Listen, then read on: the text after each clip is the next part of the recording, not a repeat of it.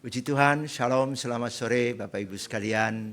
Saya senang sekali sehari ini bersama jemaat GKI Pantai Indah Kapuk dari tadi pagi ya. Terima kasih Bapak Pendeta Daniel Fu ya, beri kesempatan, dan bersyukur sore ini di kebaktian yang ketiga juga dengan Bapak Ibu sekalian masih diberi kesempatan memuji dan menyembah Tuhan. Ibu Bapak, tema kita menarik. A Will of Two Cities, atau ratapan dua kota. Kita ingat waktu Perang Dunia Kedua yang ya usia-usia kita lah tahu belajar sejarah. Dulu Hiroshima, Nagasaki dibom oleh tentara sekutu. Namun karena yang mengebom juga kelompok manusia dan pemerintahnya masih ada sehingga cepat diatasi. Namun dua kota yang kita renungkan ini memang yang mengerjakan Tuhan langsung. Hancur-hancuran betul. Artinya bukan hanya kotanya yang luluh lantak, manusianya habis kecuali yang dikenan Tuhan diselamatkan. Baik, kita membaca dari kitab Kejadian pasal 19 yang akan kita baca dan renungkan bersama untuk tema kita pada sore hari ini. Kejadian 19 mulai ayat 15 sampai ayat yang ke-29. Saya akan membacakan dari mimbar ini, Bapak Ibu boleh memperhatikan di Alkitab masing-masing. Kejadian pasal 19, judul perikopnya kunjungan dua malaikat dan kejahatan orang-orang Sodom. Itu untuk ayat 1 hingga ayat yang ke-11. Dan khusus mulai ayat 12 judulnya Sodom dan Gomora dimusnahkan, Lot diselamatkan. Dan bacaan kita mulai ayat 15. Ketika fajar menyingsing, kedua malaikat itu mendesak Lot, katanya, "Cepat bawalah istrimu dan kedua anakmu yang ada di sini, supaya engkau tidak dilenyapkan karena kejahatan kota ini." Ketika ia berlama-lama, kedua orang itu menarik tangannya, tangan istri dan tangan kedua anaknya, sebab Tuhan hendak mengasihi dia. Kedua orang itu lalu menuntunnya keluar dan melepaskannya di luar kota. Sesudah kedua orang itu menuntun mereka sampai keluar, salah seorang berkata, "Selamatkanlah nyawamu, jangan menoleh ke belakang, dan jangan berhenti dimanapun di lembah Yordan. Selamatkanlah dirimu ke pegunungan supaya engkau tidak dilenyapkan." Kata Lot kepada mereka, Janganlah demikian tuanku. Sungguh hambamu ini telah mendapat kemurahan di hadapanmu, dan tuanku telah menunjukkan kasih setiamu yang besar kepadaku dengan menyelamatkan hidupku. Namun aku tidak dapat menyelamatkan diri ke pegunungan tanpa tersusul oleh bencana itu dan mati. Lihat, kota itu cukup dekat untuk lari ke sana, dan kota itu kecil. Biarlah aku menyelamatkan diri ke sana. Bukankah kota itu kecil? Dengan demikian aku akan tetap hidup. Saud malaikat itu kepadanya, "Baiklah, dalam hal ini pun permintaanmu kukabulkan. Kota yang kau sebut itu tidak akan kujungkir balikkan. Cepat selamatkanlah dirimu ke sana, sebab aku tidak dapat berbuat apa-apa sebelum engkau sampai di sana." Itulah sebabnya kota itu disebut dengan nama Zoar. Matahari telah terbit di atas bumi ketika Lot tiba di Zoar. Kemudian Tuhan menurunkan ke atas Sodom dan Gomora hujan belerang dan api yang berasal dari Tuhan dari langit. Ia menjungkir balikkan kota-kota itu, lembah Yordan dan semua penduduk kota itu, serta apa yang tumbuh di tanah. Tetapi istri Lot yang mengikuti dia menoleh ke belakang lalu menjadi tiang garam. Pagi-pagi benar Abraham pergi ke tempat ia berdiri di hadapan Tuhan itu.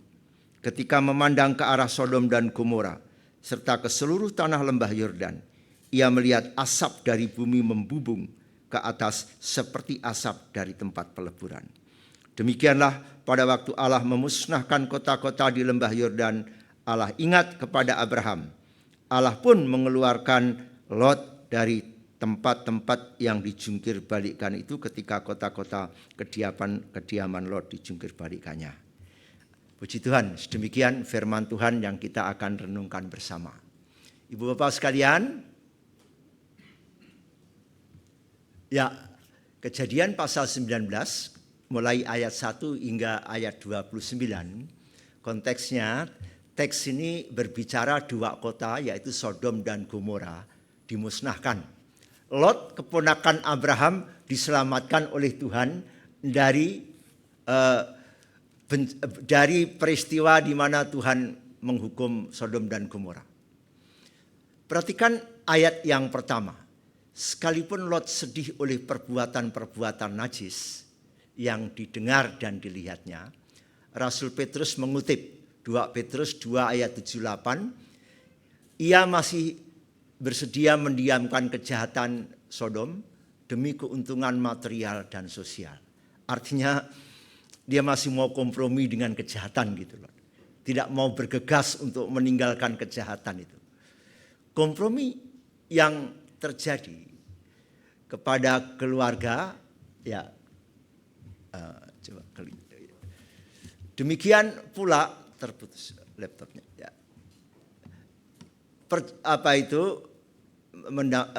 Sebelum nanti saya klik sendiri.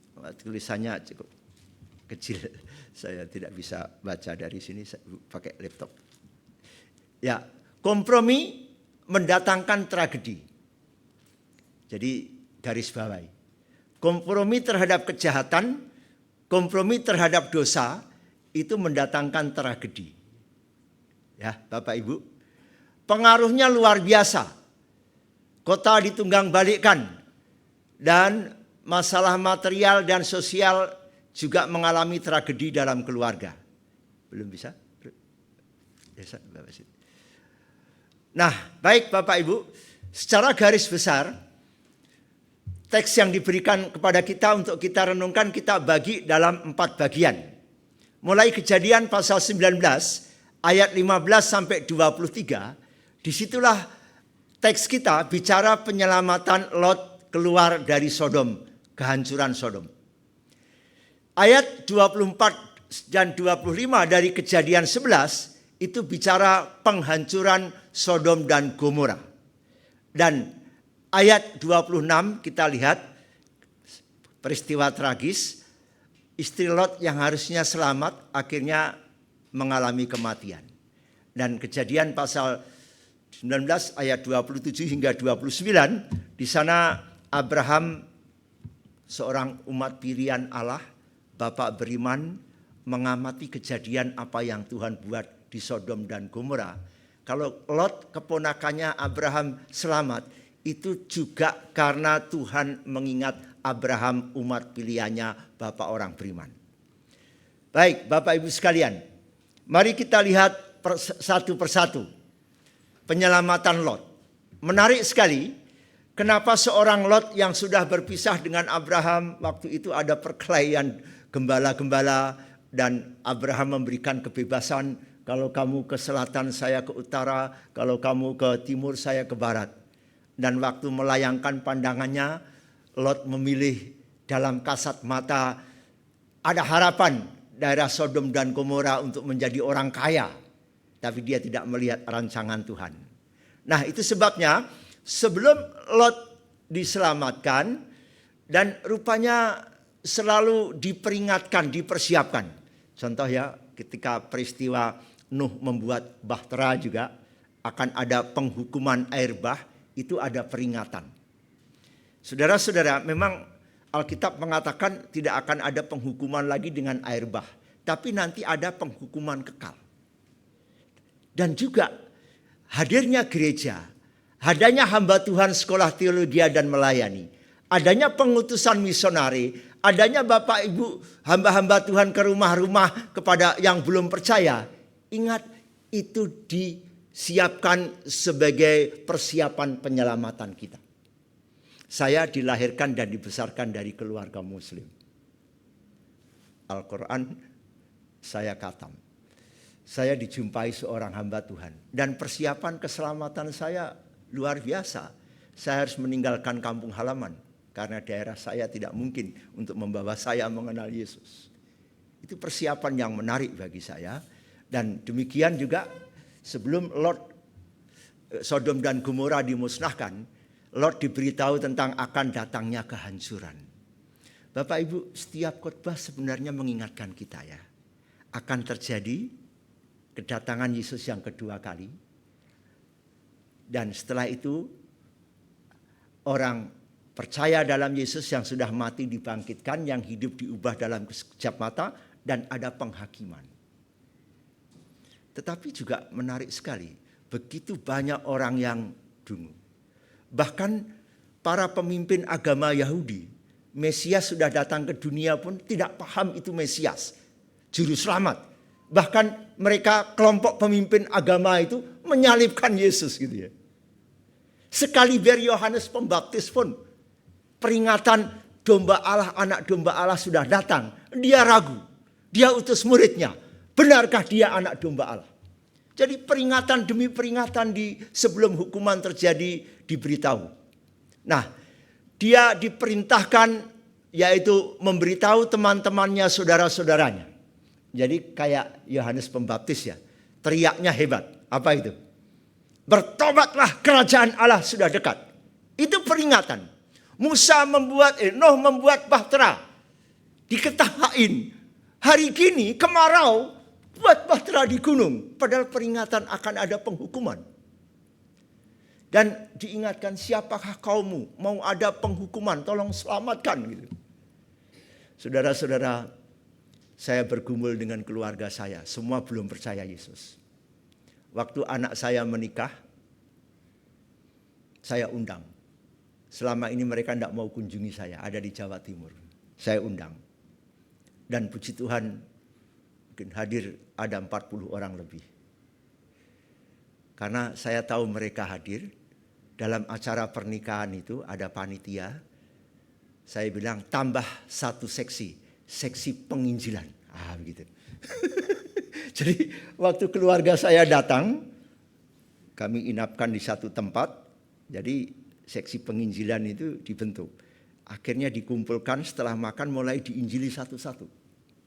Puji Tuhan, setelah acara hari H pernikahan dan satu kakak ipar terima Yesus mau dibaptis. Jadi kita harus memperingatkan keluarga-keluarga yang belum dalam Tuhan.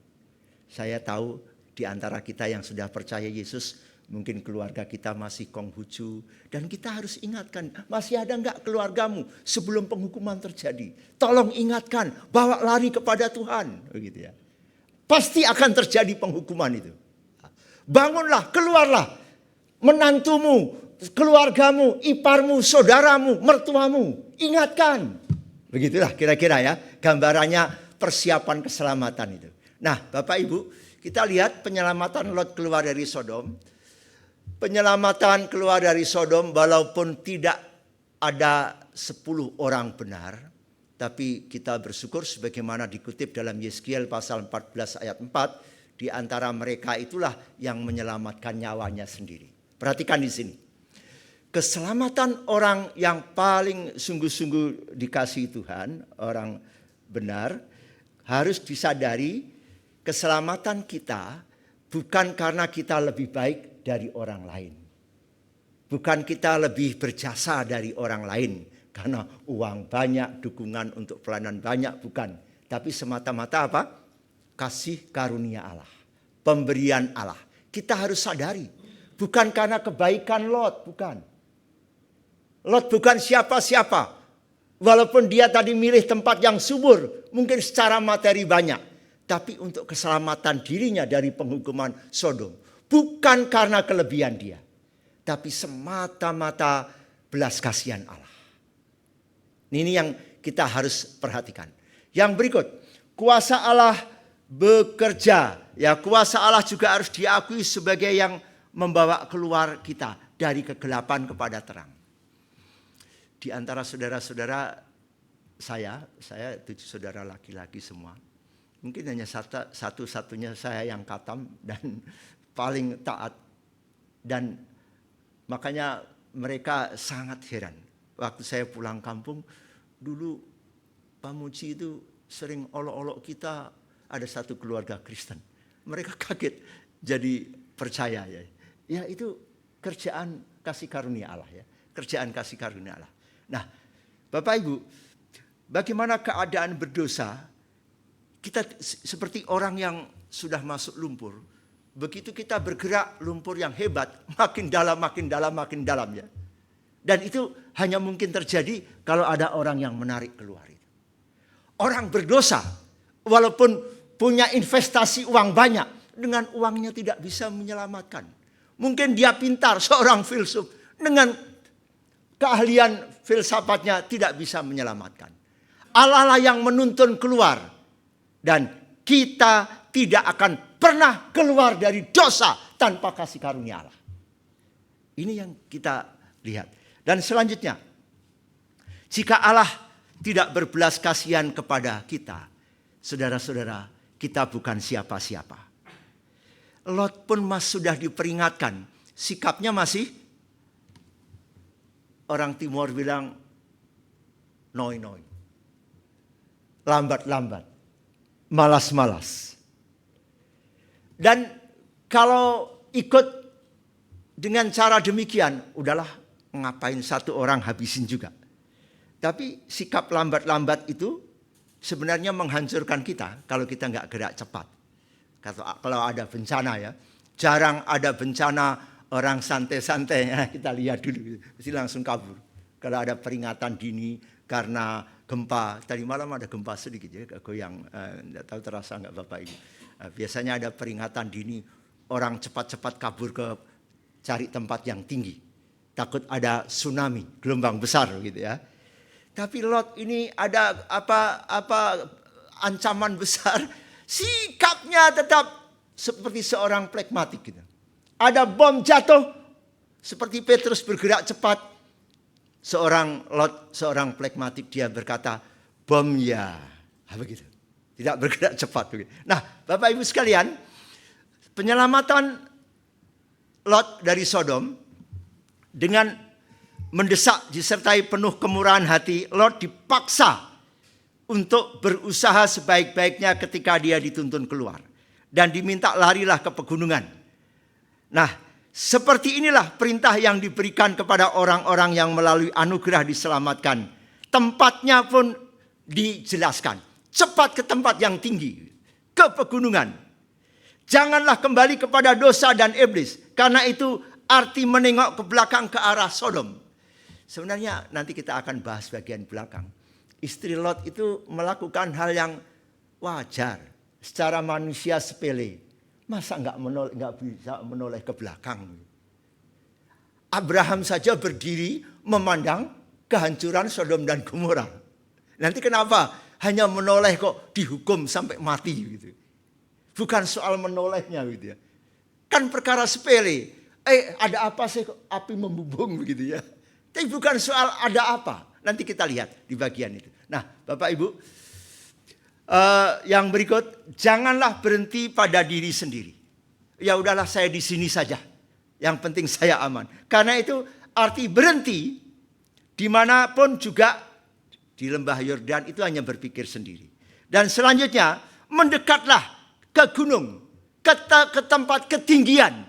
Ya, kita boleh pahami sebagai lebih dekatlah kepada Tuhan. Karena itu arti ke gunung ya juga kita ya mungkin kita tidak berpikir alegoris, artinya tempat yang disediakan Tuhan, tempat yang dalam pusat kehendak Tuhan, tempat yang ditunjukkan Tuhan itu penting sekali. Saudara, bisnis, tempat tinggal, usaha itu penting. Tapi kita harus tahu di mana Tuhan sebenarnya memimpin kita.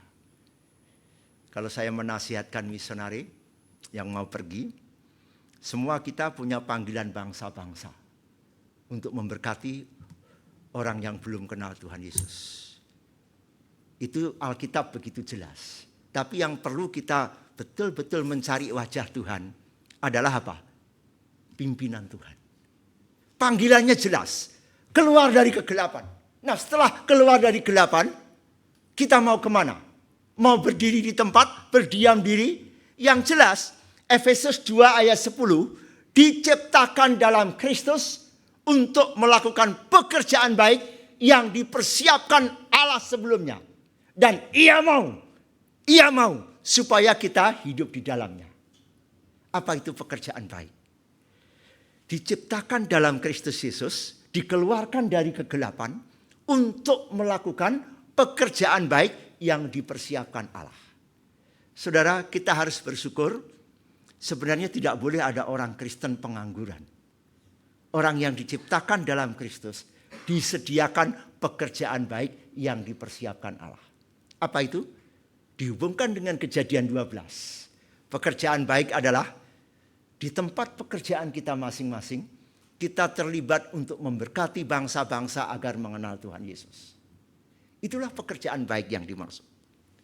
Di mana Tuhan kasih pekerjaan kita? Pekerjaan yang ada hasilnya. Tidak cukup kita nikmati untuk kepentingan keluarga. Pekerjaan itu dipersiapkan Allah untuk apa? Kepentingan tujuan Allah, keselamatan bangsa-bangsa. Maka mendekatlah kepada Kristus dan surga. Karena itu arti lari ke gunung itu penting sekali. Mendekatlah mencari kehendaknya. Yang berikut, kita lihat mengapa dua kota itu meratap. Ya, dua kota itu meratap.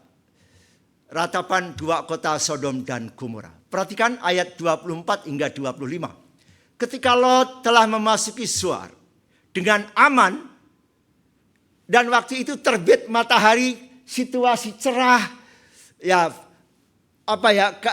cuaca baik sekali, barulah datang kehancuran. Karena orang-orang baik sudah dijauhkan dari kemalangan yang akan terjadi. Orang-orang pilihannya. Nah, maka kehancuran Sodom dan Gomora itu bukan gejala alam. Kita lihat, kalau kita dengar dulu ada tsunami Aceh atau tadi malam gempa, Badan Meteorologi dan Geofisika seringkali sudah mengingatkan. Kalau ada mau letusan gunung, Badan Meteorologi dan Geofisika sudah mengingatkan dan membawa orang-orang yang radius sekian diungsikan. Itu gejala alam. Tapi peristiwa runtuhnya ratapan dua kota itu bukan gejala alam. Tuhanlah turun tangan. Bukan peristiwa alam. Situasi cerah Tuhan mengirim apa? Hujan belerang. Aneh kan? Tidak ada tanda-tanda mendung. Tidak ada tanda-tanda akan datang hujan. Biasanya ya sudah banyak alat yang canggih untuk melihat tanda-tanda alam. Maka sekarang kan negara-negara maju membuat deteksi dini, ada peringatan dini kalau mau ada tsunami. Karena itu diketahui dari tanda-tanda gejala alam. Namun kejadian Sodom dan Gomora Bapak Ibu, itu bukanlah kejadian tanda-tanda alam. Nah, ratapan kota, dua kota adalah hukuman Tuhan atas respon dosa yang tidak mau bertobat. Ingat, waktu Yunus dapat panggilan menjadi hamba Tuhan untuk pergi ke Niniwe, Yunus lari kemana? Tarsis, naik kapal. Dan merespon pelarian Yunus, apa yang Tuhan buat ketika Yunus tidak taat. Maka datanglah badai besar. Betul ya?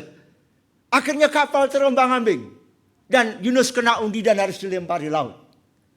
Untung Yunus dimakan ikan dan dimuntahkan. Maka dia tetap utuh. Bayangkan kalau Yunus dimakan ikan dan dikeluarkan dari belakang. Saya kira Yunus nggak jadi manusia lagi. Betul. Nah, saudara-saudara, Tuhan tidak main-main. Allah adalah Allah yang cemburu. Bagaimana Allah ya pencipta yang langit dan bumi, merespon kejadian ini, yaitu dosa mereka. Hawa nafsu yang berkobar-kobar melawan alam dihukum secara adil dengan kobaran api yang melampaui alam. Orang-orang yang mengejar kepuasan tidak wajar dihancurkan oleh api yang tidak wajar pula. Inilah kejadian yang hebat. Dan hukuman yang dimaksudkan untuk menyatakan tentang murka Allah terhadap dosa, kebencian Allah terhadap dosa, dan orang berdosa di segala zaman. Karena itu hukuman sering dirujuk dalam Alkitab.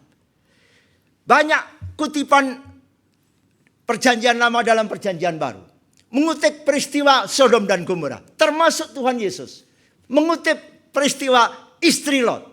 Karena apa? Ingin memperingatkan sepanjang zaman dari generasi ke generasi, jangan main-main dengan dosa. Bahwa Tuhan adil adanya. Selanjutnya Bapak Ibu, kita lihat dosa istri Lot. Tetapi istri Lot yang berjalan mengikutinya, nah tadi saya katakan, noleh ke belakang. Kalau Bapak Ibu mungkin bersama rombongan itu juga tergoda untuk menoleh ke belakang. Pasti itu. Apa yang terjadi gitu ya. Tampak ini merupakan satu hal yang sepele, namun dengan melihat hukuman kita yakin bahwa itu dosa yang serius. Dosanya bukan karena menoleh itu. Bukan. Ada sesuatu yang Tuhan lihat bahwa istri Lot ini main-main dengan dosa. Main-main dengan lingkungan.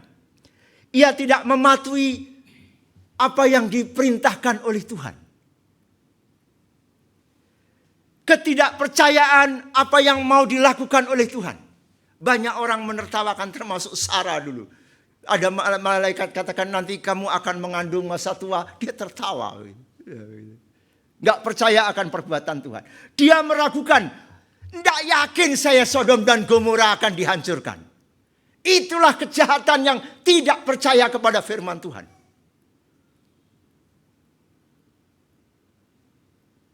Dosa yang tidak percaya Allah yang hidup di dalam Yesus. Dan dia berpikir mungkin saja saya tetap selamat. Ia menoleh ke belakang. Lihat tetanggaku. Bagaimana ya situasi mereka. Dia ditinggalkan dengan khawatir. Kekhawatirannya pasti hebat. Mungkin dia sangat merindukan rumah, barang-barang di rumahnya. Dan tidak rela meninggalkan semuanya itu. Dengar waktu gunung di Mbah Marijan yang jaga itu beberapa tahun yang lalu sudah diperingatkan oleh pemerintahan, dia tetap menjaga di sana. Ya akhirnya memang meninggal dunia ya. Hal ini juga Kristus mengingatkan dalam Lukas pasal 17 ayat 32 sebagai dosa bahwa ia terlalu memperhatikan keduniawian. Memperhalakan yang dunia, menomorduakan Tuhan dan selalu memikirkan yang duniawi. Jadi bukan soal menolehnya, hatinya melekat dan menomorduakan Tuhan, melekat kepada hal-hal yang duniawinya. Itulah terjadi hukuman untuk istri Lot. Selanjutnya yang terakhir kita lihat bagaimana Bapak beriman ini dipakai Tuhan. Ayat 27 hingga 29. Abraham mengamati Sodom dan Gomora. Abraham memberikan perhatian khusus. Waktu Ismail juga lahir dari rahim Hagar. Dan Tuhan bilang, bukan dia ahli warismu, bukan Ismail. Tapi Ishaklah. Akhirnya apa yang dilakukan Abraham? Dalam Kejadian pasal 21, pasal 17, pasal 16 mulainya. Tuhan bilang gini, dalam doanya, Abraham bilang kepada Tuhan dalam doanya untuk Ismail. Sekiranya dia diberikan hidup di hadiratmu. Maksudnya hidup di hadapan Tuhan itu dapat hidup kekal. Ismail dan keturunannya ada janji diberkati Tuhan. Dan Ishak juga dapat janji. Kalau Ishak apa? Menjadi perantara keselamatan. Kalau Ismail dan keturunannya menjadi sasaran keselamatan. Ya, beda ya. Ishak dan keturunannya menjadi sarana keselamatan. Ismail dan keturunannya menjadi sasaran keselamatan. Nah, saudara-saudara, doa Abraham untuk Sodom dan Gomora seperti halnya waktu doa mendoakan Ismail. Maka jangan takut mendatangi, mengasihi, memberitakan Injil kepada kaum Kedar, karena Tuhan punya rancangan keselamatan. Maka akhir ini kami banyak ingin mengutus ke negara-negara blok muslim. Karena kami tahu bahwa keturunan Ismail juga disiapkan Tuhan untuk menerima keselamatan. Bapak Ibu, yang pertama dari apa yang diamati Abraham, harapan penuh kepedulian melalui peristiwa Sodom dan Gomora. Rasa empatinya. Saudara, kalau kita lihat bencana, kadang-kadang formalitas saja. Lihat orang menderita, peduli amat begitu. Kita harus bertobat. Abraham betul-betul serius. Empati, simpati, tergerak dan bergerak untuk menolong yang dalam kehancuran itu. Kita lihat kehancuran orang yang tanpa Yesus akan hancur.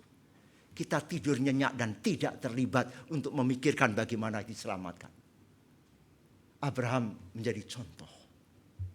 Dia terus berdoa untuk Lot, keponakannya. Dia berdoa untuk yang hancur itu Tuhan tolong. Artinya yang kedua ini, kita lihat. Saudara-saudara, pengamatan yang hebat seorang Abraham. Memandang Sodom seperti beda dengan pandangan istri Lot. Istri Lot mencela akan kejadian itu. Tetapi Abraham menyetujui dengan apa yang Tuhan kerjakan. Ini hati seorang pilihan umat Allah yang hebat. Abraham mengamati Sodom Gomora. Baik, saudara-saudara. Saya lihat sini, saya salah. Ya, oke. Allah pasti akan memberikan jawaban damai sejahtera untuk doa yang disertai iman. Walaupun untuk sementara waktu sepertinya doa itu kok saya sudah doa kok Pak Pendeta tetap begini saja gitu ya. Enggak maju-maju usahanya. Namun cepat atau lambat Allah akan ingat kepada doa orang beriman. Amin. Dia ingat doa Abraham. Sanak saudara, teman-teman orang saleh mengalami hal yang baik karena kepedulian orang-orang saleh terhadap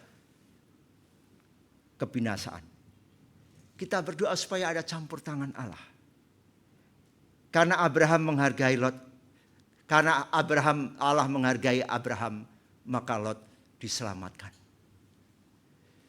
Kesimpulan, Bapak Ibu, kisah ratapan dua kota Sodom dan Gomora menjadi simbol dan peringatan bagi kita.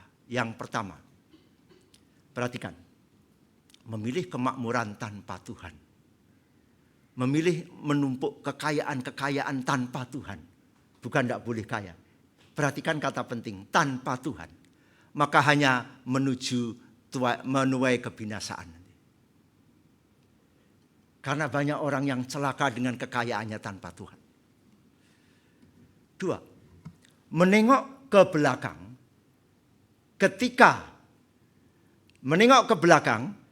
Ketika sudah hidup dalam Kristus.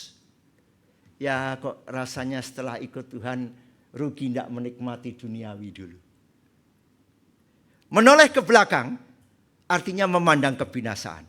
Jika kita sudah memilih percaya kepada Kristus, ingat, jangan mendua hati. Allah kita Allah yang cemburu. Jangan kaki di sebelah ikut Tuhan, kaki sebelah ikut hantu. Nah, itu namanya mendua hati. Yang ketiga, jika kita sudah memilih untuk melayani Tuhan, fokuskanlah pandangan kita hanya tertuju kepada Yesus yang memanggil kita. Dan amanatnya kepada segala bangsa. Dan yang keempat, menyebut diri Kristen. Artinya kita harus tunduk di bawah otoritas Kristus. Kita tidak boleh mengatur diri sendiri, keluarga sendiri, masa depan anak-anak. Kalau kita menerima Yesus sebagai Tuhan, biarlah Yesus menahkodai rumah tanggamu, menahkodai bisnismu, mengatur masa depan anak-anakmu. Jangan sampai memilih menikmati kesenangan duniawi. Dan yang terakhir, marilah kita senantiasa kata Abraham itu beriman. Kata pistio dalam bahasa Yunani bisa juga artinya setia. Kata setia ini penting. Setia dalam mengikut Tuhan, setia dalam beribadah. Dan Abraham juga apapun yang diminta Tuhan hanya kata taat. Walaupun dia berat untuk mengorbankan seorang Ishak. Tapi karena Tuhan yang suruh, dia taat. Dia benar di hadapan Tuhan. Mari Bapak Ibu, kita tetap hidup. Semua kita dapat panggilan untuk terlibat dalam pelayanan Tuhan. Kalau ada keluarga kita yang belum percaya, mari kita tangisi, bawa kepada Tuhan. Tetangga kita, orang-orang yang kerja sama kita, bahkan suku-suku yang kita tahu, baik di seluruh Indonesia maupun seluruh dunia. Mari kita memiliki empati, memiliki hati seperti hati Tuhan. Kerinduan Tuhan hanya satu. Impian Tuhan untuk dunia ini hanya satu. Suku-suku bangsa yang belum percaya kepada Tuhan, Allah rindu diselamatkan. Dan untuk itu, sejak penciptaan, Allah ingin bekerja sama dengan umat pilihannya. Itu yang Tuhan buat. Jangan sampai Allah ingin mengikat perjanjian seperti bangsa Israel, kita sabotase. Kita tidak mau setia, mengikat perjanjian setia kepada Tuhan. Tuhan menolong kita semua untuk setia sampai akhir hidup kita. Amin.